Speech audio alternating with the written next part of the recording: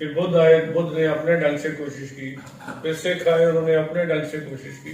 Basically it is an improvement on these 4 religions. बाकी बाहर के लोग तो ज़्यादा जो है वो यहाँ नहीं है, दूसरे धर्म वाले तो लेकिन ये आपस में टकराव ना हो और आगे भी बढ़े, इसका हल हमें देखना।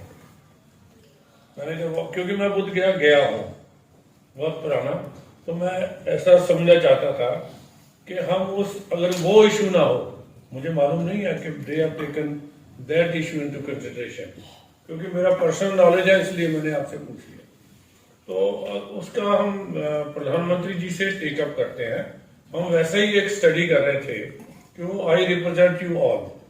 मैं तो जैन भी हूँ, बौद्ध भी हूँ, सिख भी हूँ, इस्लाम को मानने वाला भी हूँ, जो क्रिश्चियन भी हूँ, पारसी भी हूँ। मैं तो अब सबका आदमी हूँ, मेरे लिए तो आप सब एक समान है। तो इसमें हम स्टडी कर रहे थे कि जो सभी धर्मों की जो प्रॉब्लम है उसको आइडेंटिफाई किया जाए इंडिया में, फिर प्रधानमंत्री जी से बात की जाए, उसको हम कैसे हल निकाल सकते हैं। कुछ हल तो हमने निकालने हैं जो हम एक दूसरे से टक्कर लेते हैं, कुछ हल सरकार ने निकालने हैं। हम पीछे दलाई लामा जी को भी, होली दलाई लामा जी को भी हम मिले थे, मैडम रिचल लामा भी साथ थे, कि सिक्किम में एक जगह है तो उसमें गुरुद्वारा था डॉगमार। जिस जगह वो गुरुद्वारा है वो फॉरेस्ट लैंड है और फॉरेस्ट के अलावा वो बॉर्डर पे है, right on the Indian border. तो मेरे ख्याल पिछले 50 साल से गुरुद्वारा चल रहा था। अब किसी ने कहा कि नहीं, ये गुरुद्वारे की जगह नहीं है, तो ये तो अपने दूसरे लामा वहां आए थे, इसलिए यह गुरुद्वारा, इसको गिराना चाहिए। वो गुरुद्वारा गिर गया तो हाई कोर्ट में चला गया, जैसे अब भी है, कोर्ट का डिसीजन हुआ, गवर्नमेंट फैसला करे। तो हमने गवर्नमेंट को भी कहा कि यार ये जंगल है, इसमें एक के 2 बना लो, बुद्ध मंदिर भी बन जाए और गुरुद्वारा भी बन जाए। जाना तो किसी ने है नहीं, क्योंकि कब्जा तो फौज का है। वो बाद में ऐसा चर्चा हुई कि शायद चाइना नहीं चाहता कि इनका हो, और जहां सिख ही नहीं है, फौजियों ने गुरुद्वारा बना दिया। इतिहास खोज के यहाँ गुरु नानक जगह जगह गए, और गुरु नानक को गुरु नानक लामा के रूप में भी बुद्ध लोग याद करते हैं जहां जहां हो गए। तो अब तो बात तो कुछ नहीं है, यानी एक लामा आपको छोड़ के दूसरे लामा की बात, तो दोनों ही बन जाए, उसमें क्या होगा। तो जिसने जाना है पूजा करे, अपने ढंग से करे, बात खत्म हो जाए। अब इसका भी गया में हम आपके साथ चलते हैं, वहां की सरकार से भी बात करेंगे। Let us find an amicable solution. Buddha धर्म के स्थानों का जो प्रबंध है वो तो बोधियों के पास ही होना चाहिए। जैसे हिंदुस्तान में सिख गुरुद्वारों का प्रबंध एसजीपीसी के पास है, या और कमेटियां सिखों की हैं। इस्लाम का भी वक्फ बोर्ड बना हुआ है, उसके सभी सदस्य मुस्लिम ही होते हैं। ऐसे ही चर्चिस का है, तो बौद्ध का क्यों ना हो। This is one issue. Kushinagar है, जहाँ भी है, ये हमारी भारतीय सभ्यता है।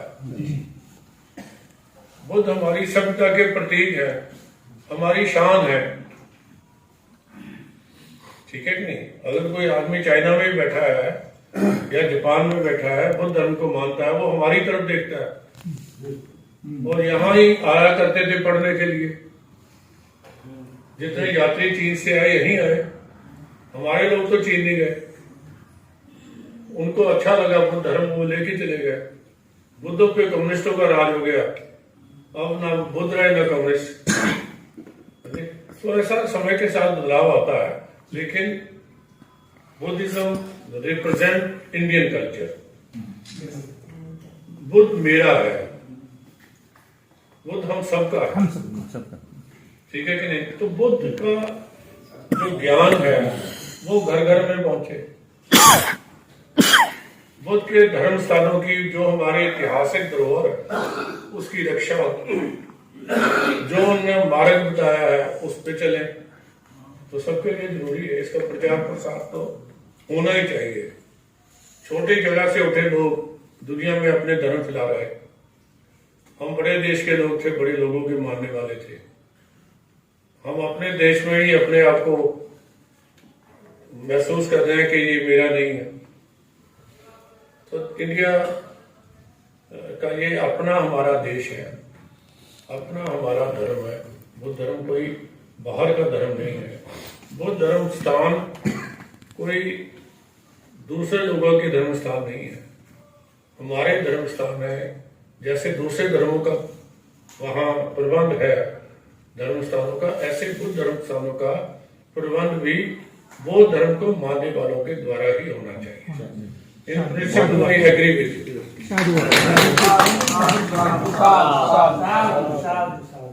तो उसका दूसरा है कि इसका हल क्या निकाला जाए। Let us sit out of the court.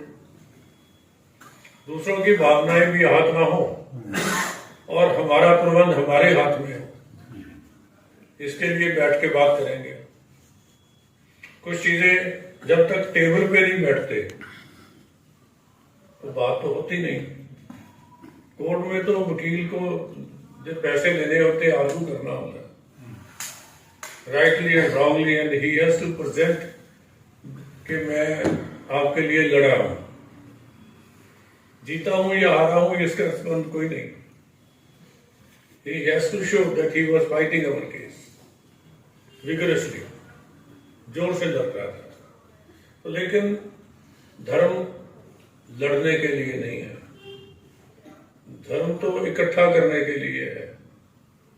सभी धर्मों का मान सम्मान हो, सभी लोगों का मान सम्मान हो, ये देश मजबूत हो, भाईचारा मजबूत हो, तो उसके लिए हमें काम करना चाहिए।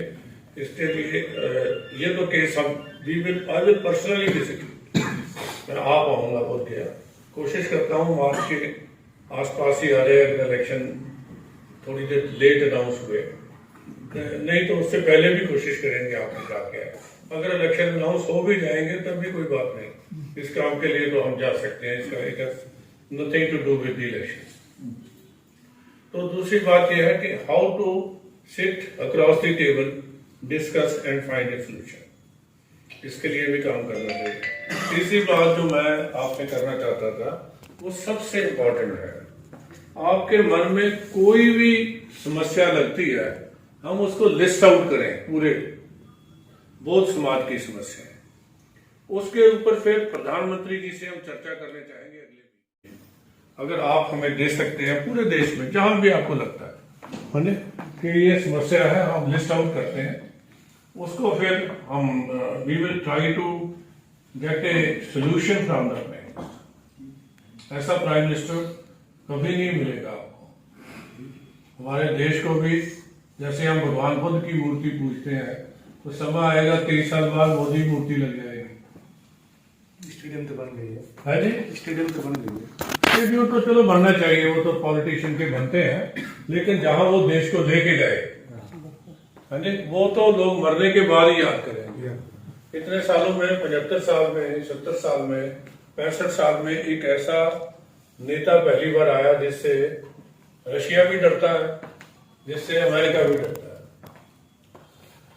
जिससे हमारी इकोनॉमी जो है 5 नंबर पे आगे, बल्कि अभी 4 नंबर से जर्मनी को हम पीछे छोड़ा। ये देश है जहां हम अंदर भी सुरक्षित है, बाहर भी सुरक्षित है। ये देश है जहां हमारी पॉपुलेशन बढ़ रही है। आप आज की आप दैनिक अखबार भास्कर देख लीजिए, तो उसमें एक डाटा दिया गया है पीछे। तो हिंदुओं ने जिताया जो वहां की प्राइम मिनिस्टर है, क्योंकि वो कट्टरवाद था, वो चाहते थे कि इस्लामिक देश इसको बनाया जाए। उन्होंने बाइकआउट कर दिया, तो वो शेख हसीना जो लिखा उन्होंने अखबार ने के बन गए। तो उसने उसके साथ आंकड़े भी दिए कि जब 51 में मत ये वोट हुआ, सेंसस हुई तो मेजॉरिटी पॉपुलेशन 22% थी, आज 9% है। 13% कहाँ चले? इसी तरह पाकिस्तान में 22% थी, वहां 4% है, 18% कहाँ चले गए?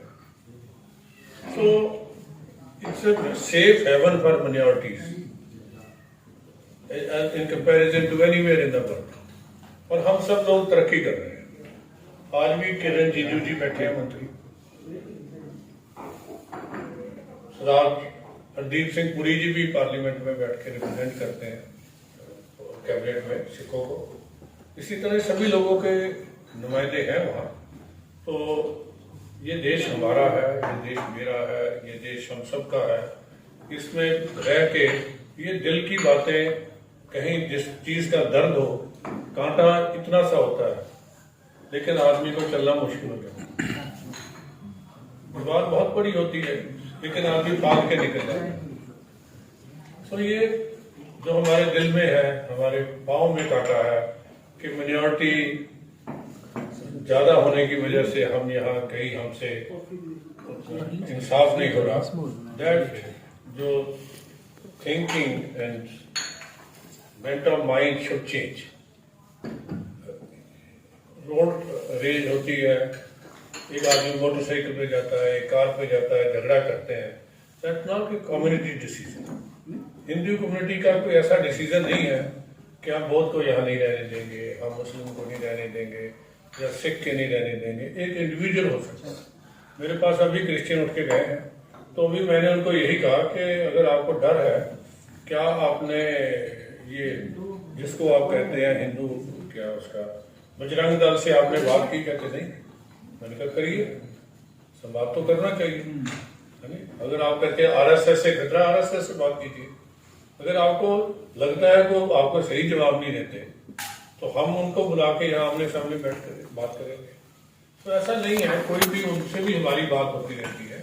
दे all want to live in peace, they are not in favour of any type of conversion कि इसको किसी को हुआ। हर आदमी को इंडियन कॉन्स्टिट्यूशन है, हर धर्म वाले को अपना धर्म भी मानना चाहिए, धर्म पे चलना चाहिए।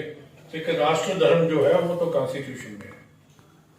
जो कॉन्स्टिट्यूशन हमारा कहता है राष्ट्रीय धर्म, वो ही माना जाएगा। जब धर्म और राज धर्म का क्लैश होगा तो कॉन्स्टिट्यूशन को ही सुपरमेसी मिलेगी।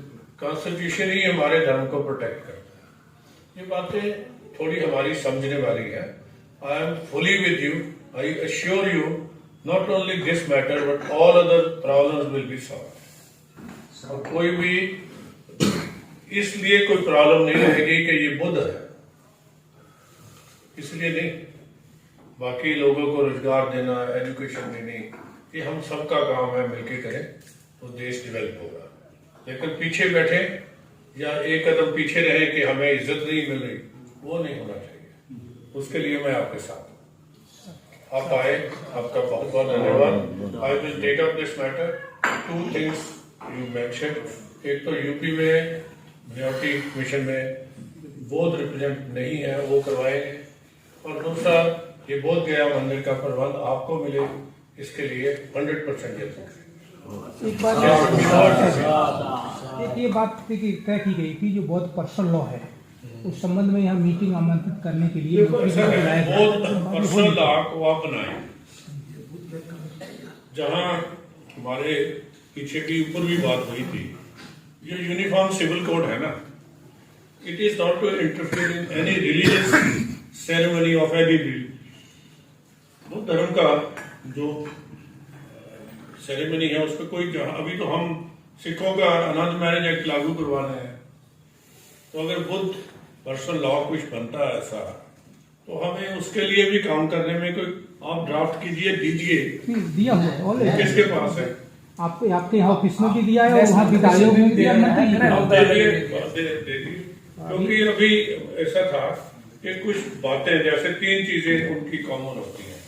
एक है law of divorce, law of inheritance and law of adoption. Succession act वही हो गया, इनहेरिटेंस हो गया, सक्सेशन हो गया। हाँ जी। तो उसमें तीनों का ये समझते हैं कि यूनिवर्सल हो जाएगा। बाकी जो सेरेमनीज हैं वो अपनी अपनी, जहां कहीं लॉ ऑफ सक्सेशन में जैसे इस्लाम में है वहां अडॉप्शन नहीं है, लेकिन रियलिटी तो है कि अडॉप्शन होती है। तो उसमें जो इंटरनेशनल मुस्लिम कम्युनिटी के देश है वो उसको कैसे हैंडल करते हैं, ये देखने वाली बात है। ये तीन चीजें it has nothing to do with the religion. जैसे मेरी इनहेरिटेंस हो, ये तो कॉन्स्टिट्यूशनल काम है, हर एक का हक है, बाप बेटे को जमीन देगा या बेटी को बराबर की जमीन देगा। अभी तक तो हम यही नहीं पहुंचे कि बेटी भी बराबर की हकदार है। हाँ जी, कानून बन भी गया, मानता कौन है? यही समस्या है। हाँ जी, बाप ही नहीं डिसाइड करता कि मैं, हाँ जी, I have to give something to my daughter. It is not the case with the ससुराल की बात थोड़ी है। हाँ जी? वो थोड़ी कर रहा है, बाप करता कि मैं नहीं दूंगा अपनी बेटी को। है तो ये हमारा इंडियन माइंड सेट है, स्लेव माइंड सेट है।